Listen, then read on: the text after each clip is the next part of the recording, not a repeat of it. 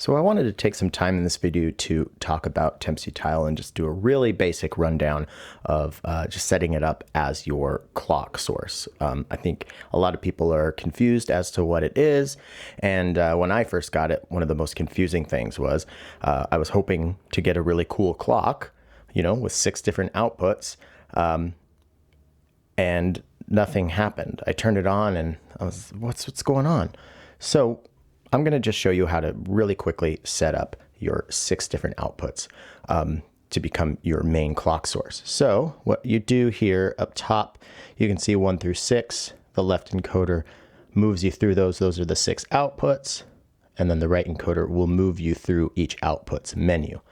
So what I like to do first is go to clock source. See how it says trigger 1?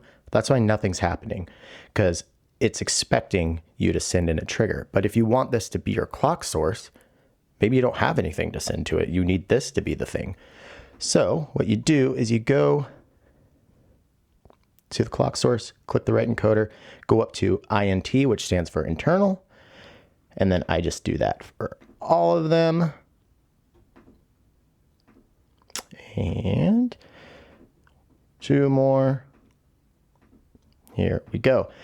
Something else that is pretty cool about it, right here, your pulse width. I like to turn that up a little bit because this is trigger, this is trigger territory. You can get into gate territory.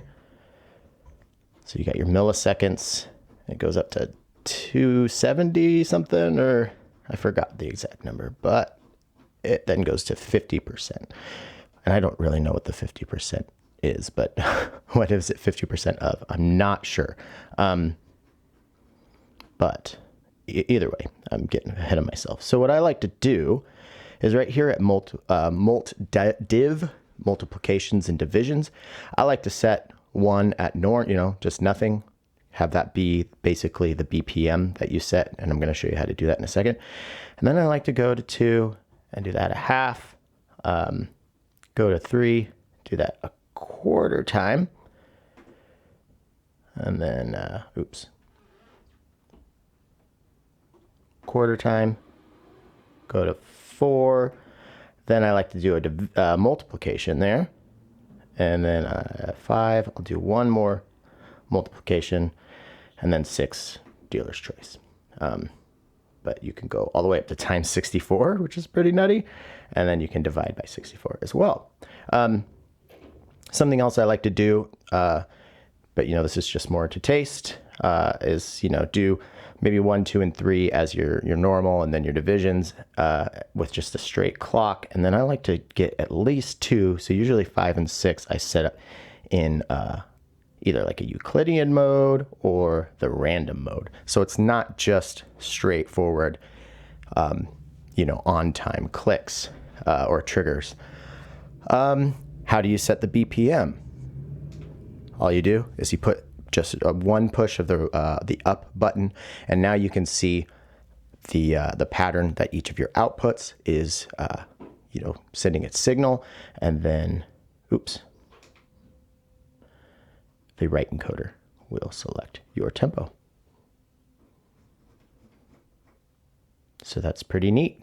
And of course, you probably realize now with, these don't all have to be set up to internal. So if you want your clock to have totally different things, I could set up, output 3 to be trigger 1, and then I can send in anything else from somewhere else. And these things are going to be totally not in time with each other. And sometimes you may want that. How do you save? Just like with the Ornament and Crime firmwares, long press of the right. Here you get your apps. There's just 1 app. If you go to save, there's all your empty spots. Obviously load's going to be empty. So give it a long press here. Boom. Now that is what I just made. And when I turn it off and turn it back on, if I don't touch anything, my clock's still there.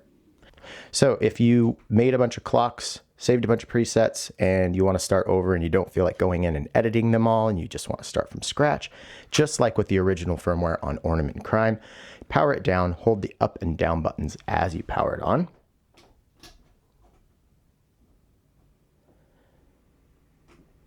And then L, the L button will be your exit. Right will be reset settings, which I'll do because I just made that one. So now we've got nothing, just like how we started. Pretty basic stuff, huh?